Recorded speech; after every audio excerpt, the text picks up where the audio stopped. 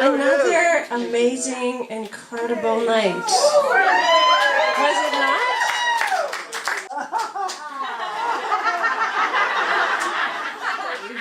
I do want to say that it is just amazing to get this glimpse into each one of your souls.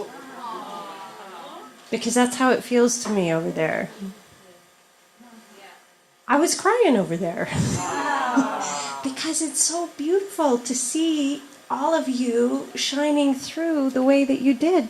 And I mean, you gave it. You gave it. You gave yourselves. How great is that? How amazing to live your life like that. Thank you. Hey? Yay. And it came the other way, too. It was so wonderful. I mean, in the work we do as therapists, we're constantly, ultimately trying to create a passageway back to where the door closed. And to see you guys stand up here and just, you can't, you can't leave. It's like the door finally gets broken down and you get to just see this unbridled, profound love. I mean, the love you have for each other when you come up here.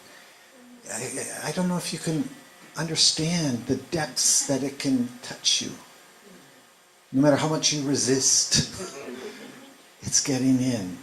And it's touching parts of you that haven't been touched in a long, long time. It's so beautiful to watch.